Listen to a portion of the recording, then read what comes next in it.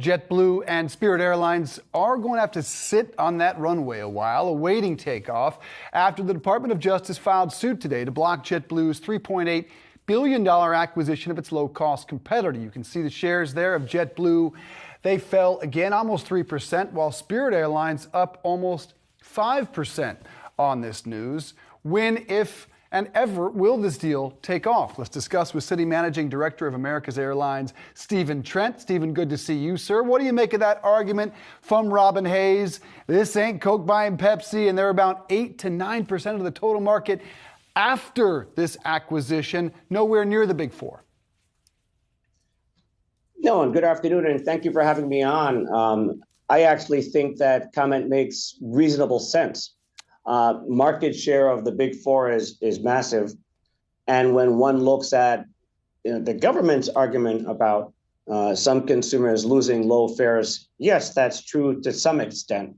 That the argument that you'd be taking roughly 50% of U.S. ultra-low-cost capacity out of the market, but that's at least partially predicated on the view that rival ULCC Frontier Airlines is not going to be able to expand into any of those ex-Spirit routes.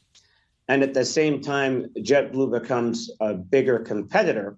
Do they arguably start competing more aggressively against the back cabin of American Airlines, Southwest Airlines?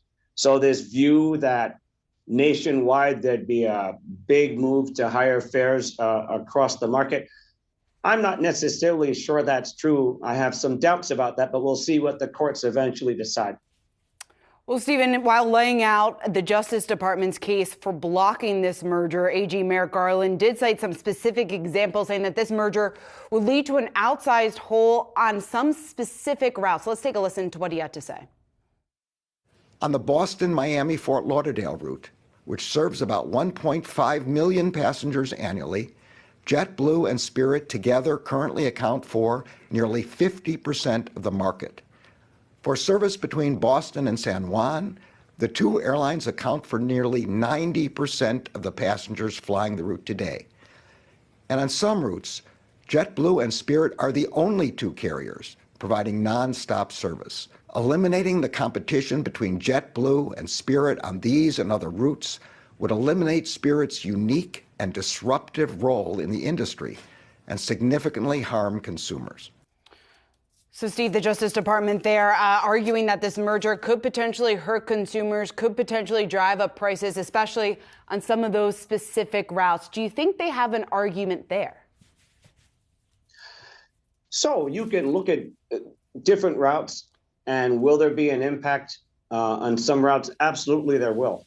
I would still argue, though, there's a difference between saying there will be an issue on some routes and saying there's going to be an issue across the entire network.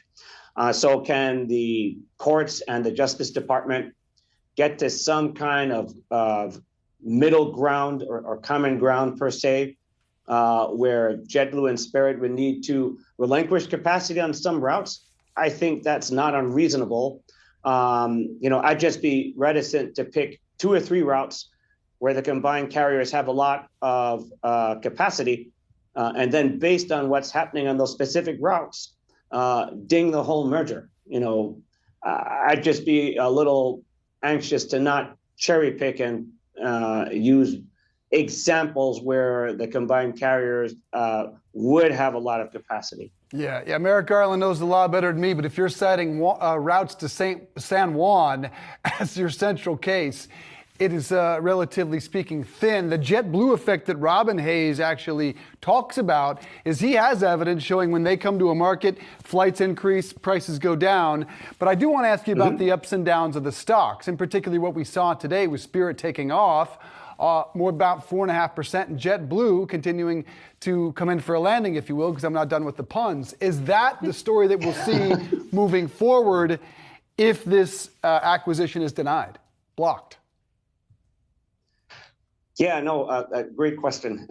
And I do think that to some extent it's possible that today's price action was somewhat of a reversal on yesterday's price action. So when there was when there were some feelers out there in the market, for example, that the government was going to sue to block this thing.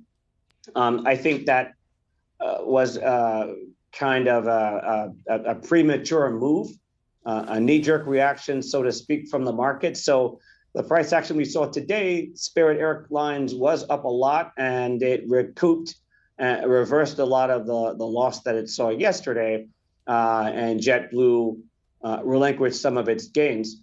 So I would expect today's price action to be somewhat more in line with what we could eventually see, let's say, from the courts approving the merger with conditions.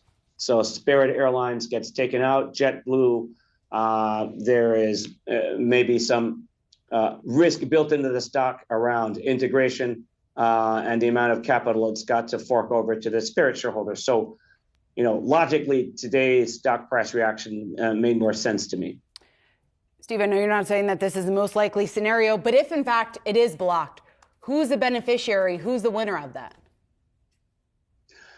Sure, absolutely. So we said in some recent work, for example, that a JetBlue would probably see a price jump exactly as we saw in the shares yesterday, because I think there would be some indication from the market that they have dry powder in terms of potential capital deployment.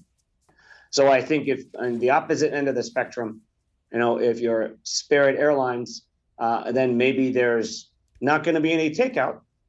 And if that is the case, then it's conceivable that the shares would trade back down to historical pre-pandemic averages. So, under that scenario, if the merger gets blocked entirely, at least on a short-term basis, it's beneficial for JetBlue shares. Steve, what about outside of JetBlue and outside of Spirit? Frontier, Southwest, Delta, United, American. Which one of their competitors out there is best positioned to capitalize on it? Oh, absolutely. So if you're Frontier and this merger goes through, you're potentially going to be the only U.S.-based ultra-low-cost carrier. So you're going to go in there, possibly have opportunities to expand where your ULCC competitor has been eliminated. You arguably have much stronger seat mile cost profile than any of the competitors above you. So you go into those routes. And we think the other winner of a JetBlue-Spirit merger is indeed Frontier Airlines. If the deal falls apart, it's really hard to say what's going to occur.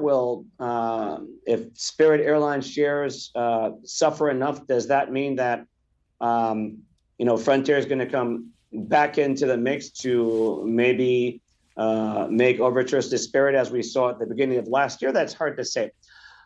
And I think if you're American Airlines or Southwest, it's possible that, and I pick on American rather than Delta or United because American of the big three has the most domestic exposure.